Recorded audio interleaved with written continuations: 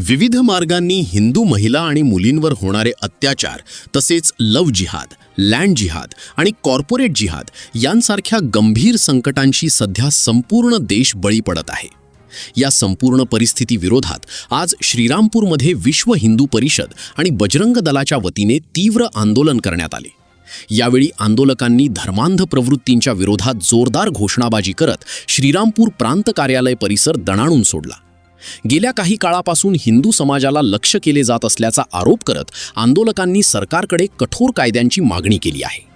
हिंदू महिला आणि मुलींच्या सुरक्षेसाठी सरकारने आता तरी डोळे उघडावे आणि तात्काळ कठोर कायदे अंमलात आणावेत अशी मागणी निवेदनाद्वारे करण्यात आली। यावेळी बजरंग दलाच्या वतीने सरकारला कडक इशारा देण्यात आला की जर या विषयावर ठोस पावले उचलली गेली नाहीत तर आगामी काळात संपूर्ण हिंदू समाज रस्त्यावर उतरून तीव्र संघर्ष करेल। आंदोलनानंतर मागण्यांचे निवेदन श्रीरामपूर प्रांताधिकाऱ्यांना सुपूर्द करण्यात आले। या आंदोलनात मोठ्या संख्येने हिंदुत्ववादी कार्यकर्ते आणि पदाधिकारी उपस्थित होते।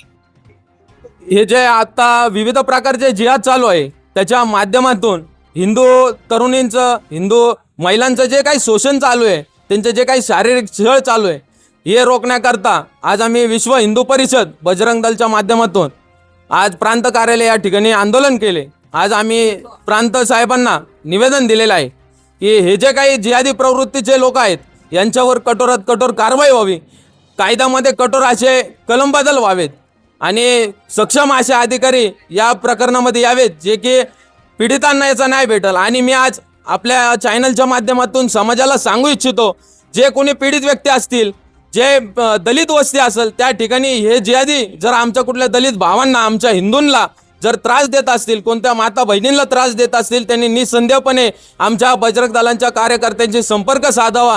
त्यांना प्रशासनाकडून न्याय भेटत नसेल, बजरंग दल निश्चित रोडवरती उतरून त्यांना न्याय देण्याचा प्रयत्न करेल, ही मी या ठिकाणी ग्वाही देतो। देशात आणि महाराष्ट्रात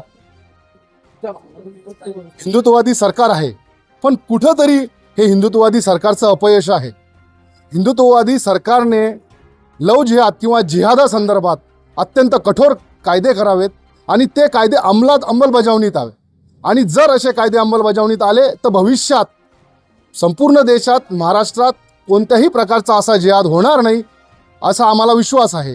कायद्याची अंमलबजावणी आणि कायदे निर्माण करणं हे सरकारचं काम आहे। सरकारने याच्यात कठोरात कठोर कायदे करावेत आणि त्याची अंमलबजावणी करायची।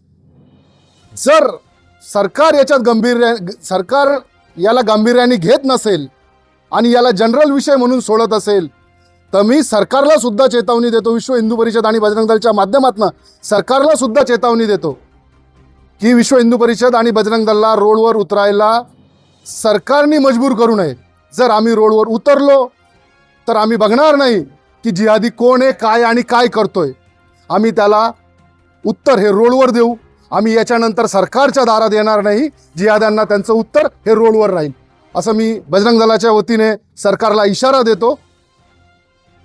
हे जिहादी सर्रास म्हणजे एवढ्या फक्त नगर जिल्ह्यामध्ये FIR दाखल झालेल्या असताना पण यांना कायद्याचा कुठेही धाक वाटत नाही, कारण तो कायदा तेवढ्या सक्षमतेने हिंदू मुलींना संरक्षण द्यायला फेल होतोय। आणि याचं खरं कारण म्हणजे राज्यामध्ये हिंदुत्ववादी सरकार असताना पण ते ह्या बाबतीत कुठेही गंभीर दिसत नाही। ते जर गंभीर असते तर गेल्या कित्येक वर्षापासून आमच्या ज्या काही माता भगिनी या लव जिहादला बळी पडतायत, तर ही परिस्थिती आज जी TCSचं प्रकरण बाहेर आले, ही परिस्थिती आपल्याला बघायला मिळाली नसती। आम्हाला शासनाला एवढंच सांगणं आहे की तुम्ही आता गंभीर व्हा, अन्यथा बजरंग दल जर गंभीर झालं तर ते शासनाला परवडण्यासारखं असणार नाही, एवढी शाश्वती मी आपल्या माध्यमातून सरकारला देतो। याविषयी S न्यूज मराठी वाहिनीने घेतलेला ब्युरो रिपोर्ट।